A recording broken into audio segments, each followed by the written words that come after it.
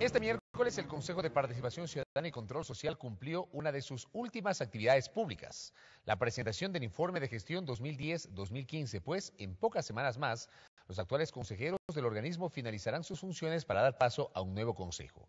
En este lustro, sin embargo, el organismo que integra la función de transparencia y control social no ha estado ajeno a la controversia. Y este tema es materia de nuestra primera entrevista de hoy. Fernando Cedeño, abogado, catedrático universitario en Derecho Constitucional y Derecho Societario, ex vicepresidente de Amnistía Internacional Capítulo Ecuador, presidente del Consejo de Participación Ciudadana y Control Social. Doctor Cedeño, bienvenido a la televisión legislativa, qué gusto que nos acompañe. Buenas tardes. Bueno, hablábamos al inicio de esta entrevista en la presentación de que la gestión del Consejo de Participación Ciudadana no ha estado exento de la controversia. ¿Cuál es el balance que se hace después de estos 5 años de trabajo y más aún cuando el presidente de la República en su informe a la Nación hizo alusión precisamente a la gestión desempeñada por ustedes? Bueno, nosotros fuimos los primeros y siempre el ser los primeros toca sentar las bases de la institucionalidad. Yo creo que nosotros nos fijamos claramente muy bien los objetivos desde el punto de vista institucional. Somos una organización creada a partir de lo que fue la Constitución del 2008, donde no solamente teníamos algunas atribuciones y competencias que heredamos de lo que fue incluso la ex Comisión Cívica de Control contra la Corrupción, sino que asumimos nuevas competencias como la promoción y el fortalecimiento de los diversos mecanismos de participación ciudadana y todo el tema de designación de autoridades. El tema de designación de autoridades es un tema que, por ser nuevo, ocasionó algún tipo de inconveniente desde el punto de vista. ¿Por qué? Porque estábamos lesionando intereses. Porque la forma de designar autoridades mediante concursos públicos de merecimiento y oposición eran inéditos en el país. Y básicamente es importante a veces recordar cómo, Fabricio, en este recinto se elegían a las autoridades de control en el Ecuador. Se lo elegían en función de acuerdos y componendas que se realizaban, ¿no? En función, y la gente al final del día se enteraba que tal persona había sido nombrada, ya sea contralor, procurador, etcétera, ¿no? O superintendente. Entonces, sin totalmente de espalda a la ciudadanía, totalmente de espalda a nuestros mandantes y básicamente fundamentados en acuerdos y componentes. Yo siempre digo de que es importante recordar que hubo un partido que gobernó en la década de los 80, en el 84 al 88, y nunca más volvió a ganar la presidencia. Pero siempre, a partir de acuerdos y componentes parlamentarios, tenía el control de las autoridades de control en el Ecuador. Pero eso se dice del pasado. Así es. Entonces, ¿en qué viene ¿Qué pasa en el presente? En el presente. Se han habido cuestionamientos. Por supuesto. Justamente dicen que pasamos del manejo de la partidocracia real políticas como la que usted está citando, ahora a lo que algunos detractores dicen el partido único. El gobierno controla todas las funciones del Estado. Todas las autoridades de control responden a los intereses del Ejecutivo. Es lo que dicen los detractores de este proceso político. Sí, pero veamos las fortalezas del mecanismo. En primer lugar, para participar, alguien me decía, sí, pero participan como lo que usted está afirmando en este momento, ¿no? Sí, pero yo le respondo, en primer lugar, las convocatorias son amplias, ¿no? Simplemente lo único que deben tener es que deben cumplir las personas que se postulan, deben cumplir con los requisitos que exigen tanto la Constitución como las leyes respectivas para el puesto que usted postula. Y por lo tanto, la posibilidad de participar es amplia. Y en función de la calificación de la hoja de vida. Y hay otra cosa muy importante, Fabricio, es el tema de que todo el proceso son procesos públicos. Pues son procesos en que toda la ciudadanía, no solamente los postulantes, tienen el derecho o la posibilidad de ver, por ejemplo, la hoja de vida del resto de postulantes, sino toda la ciudadanía. Porque desde el momento en que se inscribe el ciudadano en los procesos que nosotros hemos manejado, toda la información en ese momento es pública. Y todo el proceso, ¿no? Las sesiones son públicas, las decisiones son públicas y las decisiones deben ser fundamentadas en función de lo que determina la ley. Nosotros todos los procesos los hicimos amparados en la Constitución y estrictamente de las normas constitucionales. Pero sumándome a lo que consultaba Fabricio, respecto, por ejemplo, de lo que ha sido la elección de autoridades, han sido procesos que fueron en su momento altamente cuestionados, porque se dijo, por ejemplo, que entre los candidatos figuraban personas muy cercanas al gobierno. Sí, pero lo importante aquí es ver de dónde vienen a veces los cuestionamientos y de dónde vienen las críticas. Nosotros podemos decir y dejarle al país que superamos toda la etapa del régimen de transición que nosotros asumimos, porque cuando nosotros asumimos todas las autoridades estaban con funciones prorrogadas, nos tocó nombrar y tenemos, yo creo, y hemos sentado las bases de la institucionalidad del Estado ecuatoriano, teniendo a todas las autoridades titulares en el Ecuador.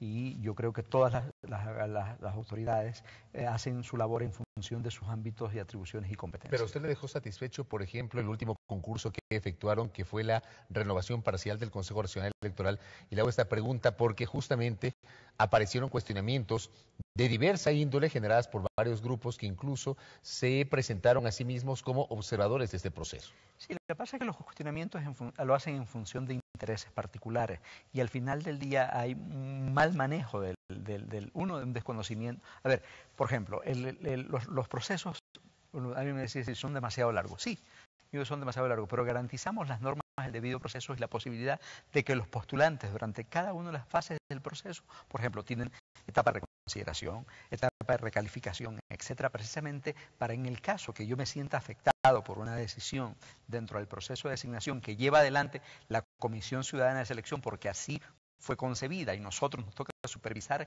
que se cumpla con la reglamentación respectiva, porque no es todo es responsabilidad nuestra.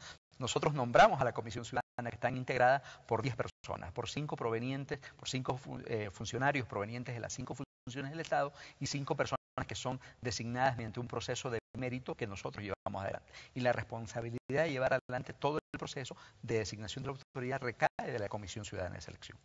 Pero más allá de esta amplia participación que usted ha mencionado, al parecer en la ciudadanía queda todavía esa sensación de que se está en deuda precisamente con esa participación ciudadana. ¿No hace o no ha habido falta allí fortalecerla? A ver, el tema de aplicación y empoderamiento de derechos, yo siempre digo, derecho que no se conoce es derecho que no se cumple.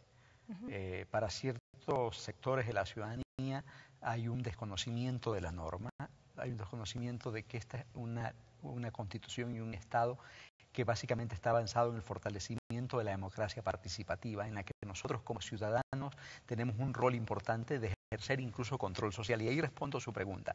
A veces no entendemos lo que es el concepto de control social. El control social no es otra cosa que darle a los ciudadanos y ciudadanas un rol protagónico en la sociedad, de ser vigilantes de la gestión de lo público. ¿Como cuando se conforman veedurías, por ejemplo? Sí, veedurías ciudadanas. Eso es un tipo de control social. Más allá del origen político que pueden tener sus integrantes. Así es. Y lo importante es que estos mecanismos que nosotros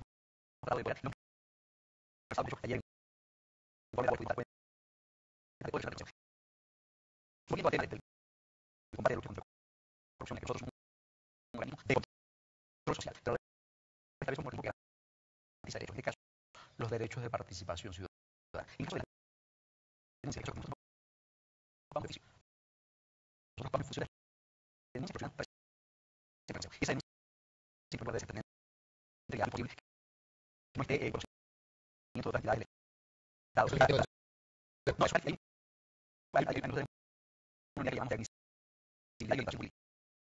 No, porque la idea es por ejemplo, si se cuenta conocimiento de otra autoridad por la función de transparencia, no duplicamos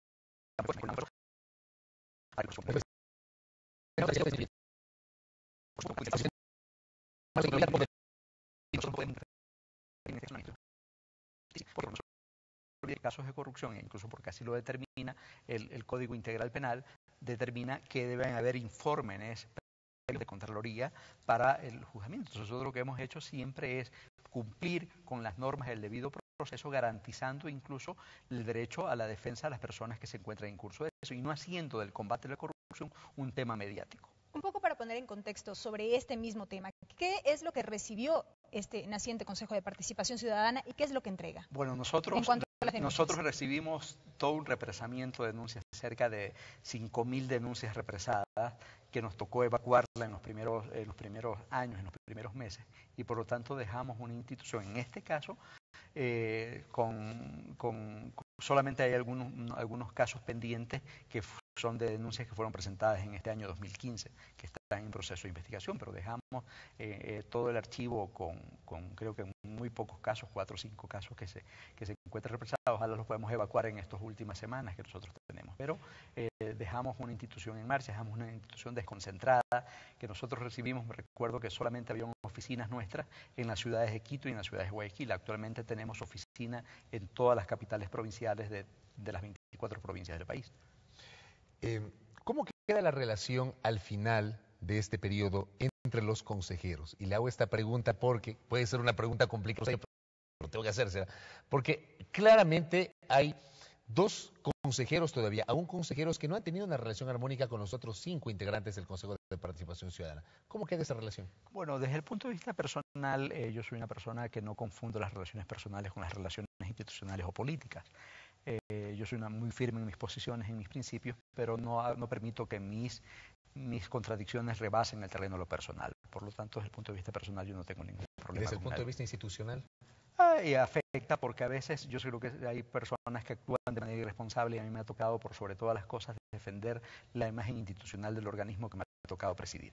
En ese caso yo pongo siempre el ejemplo de lo que era antes el Congreso Nacional, por ejemplo, que es un cuerpo colegiado mucho más amplio. Claro. Y a veces... históricamente mucho más heterogéneo, al menos hasta antes del 2013 era muy heterogéneo. Entonces yo una vez conversaba con algunos compañeros del Consejo, le decía, mira, todo lo que nosotros hagamos de manera desacertada redundan a todos. Antes se hablaba del Congreso Nacional de manera despectiva y el ser diputado era una cuestión incluso mal vista. Pero claro, cuando hacíamos actos de carácter de violencia, ese tipo de confrontación, yo creo que los hombres democráticos resolvemos nuestras diferencias discutiendo con altura, con un fundamento, y es parte de eso también es reconocer al otro, ¿no? La gestión de este consejo termina, doctor, ¿de quién más? ¿Cuáles serán los retos del nuevo consejo que se elija? Bueno, yo creo que una de las razones que a mí personalmente me preocupa que el Consejo de Participación Ciudadana y Control Social es el único organismo colegiado de las instituciones del Estado que no tiene renovación parcial. Y esto es grave desde el punto de vista de la institucionalidad porque cada vez que se produce cambio total, se produce un proceso refundacional desde el lado de la institución. ¿Eso ocurre con Consejo Nacional Electoral? No, pero ya no, porque ellos tienen renovaciones parciales. Pero eso me refiero, que ellos sí tienen renovaciones parciales. La Corte Nacional de Justicia tiene renovaciones parciales. ¿Por qué? Porque así permite tener continuidad en políticas institucionales, ¿no? ¿Usted cree que debería ser reformada la ley en este caso? Yo creo que en este caso sí. ¿Por qué? Porque lo bueno, poco, bastante, mucho, como usted lo quiere calificar, son aprendizajes, son aportes. A nosotros nos tocó realmente sentar las bases institucionales de la nada. Entonces, por lo tanto, ese esfuerzo debería ser valorado por las personas que nos sustituyen. Correcto. Doctor, gracias por el tiempo y por la gentileza. ¿Se regresa a su Puerto Viejo, me Por imagino? Supuesto. ¿Se retira, como decimos popularmente, a cuarteles de invierno o va a seguir en el sector público? Yo un poco primero a descansar un poco, a estar con la familia. ¿En su tierra? Por supuesto, en Puerto Viejo. ¿Y ahí? Ahí esa es mi trinchera. ¿Pero va a retomar el sector público o la cátedra universitaria? Sí, voy a volver, creo, a la universidad. Yo creo que la academia es muy reconfortante. Perfecto, doctor. Gracias por el tiempo. Tal vez a estudiar también. Muchas gracias. El doctor Fernando Cedeño, presidente del Consejo de Participación Ciudadana y Control Social, comentando muy sucintamente los detalles de lo que tiene que ver con el fin de esta gestión de 5 años, de la cual fue primero vicepresidente y en los últimos años presidente de esta institución.